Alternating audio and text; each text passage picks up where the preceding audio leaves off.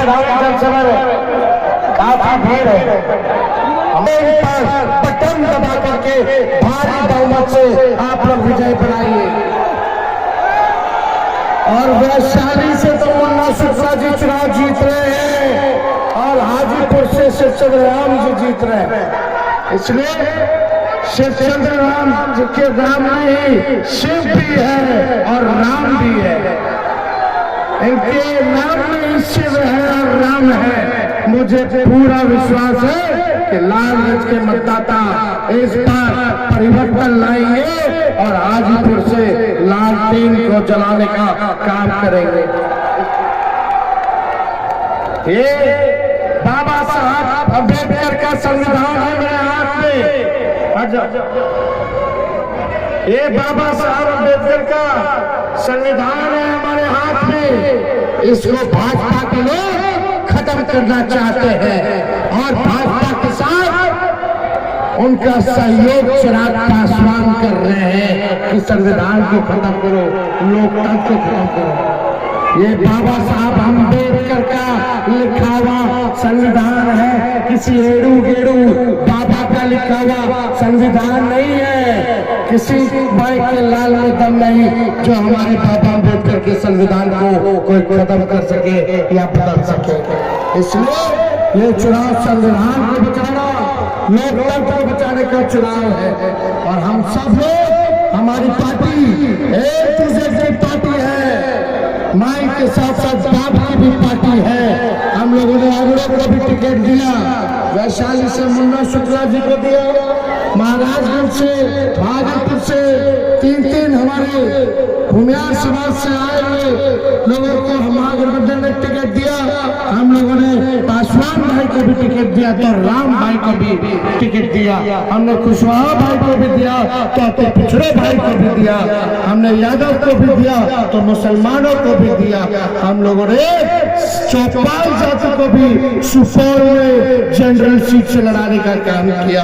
तो हम लोग सबको साथ लेके चलेंगे, सबका सम्मान होगा। और चिराग पासवान तो कहते हैं जो संपन्न दलित है उसको आरक्षण छोड़ देना चाहिए, तो सबसे पहले तो उन्हीं को छोड़ना चाहिए। उनकी बात, उनका कोई दोष नहीं, वो तो पूरे आरएसएस के रंग रूप में आ गए हैं। लेकिन उनको अपने पिता की भाषणों को सुनना चाहिए और अपने पिता से कम सीखना चाहिए। तो ज्यादा समय नहीं है।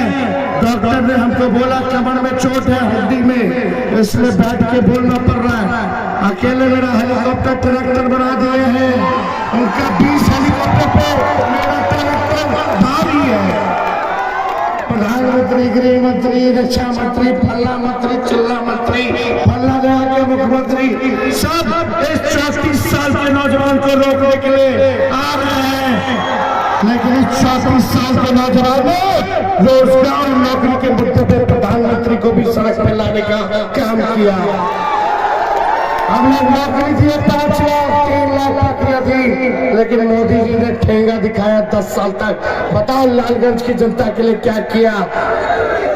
एक काम बता दो जो नरेंद्र मोदी ने लालगंज की जनता के लिए किया हो। केवल झूठ बोला, झूठ बोला। डॉक्टर ने बोला तेजस्वी जी बेड रेस्ट कर लीजिए, आपको चोट है शरीर में, इसका इलाज होना चाहिए। हमने बोला तेजस्वी तब तक बेड रेस्ट नहीं करेगा जब तक नरेंद्र मोदी जी को बेड रेस्ट नहीं करा देते। आप सब लोगों का साथ मिलेगा ना? दोनों हाथ उठा के बताइए। चुपचाप चुपचाप चुपचाप देश भाजपा बनाओ, भाजपा बनाओ, भाजपा बनाओ।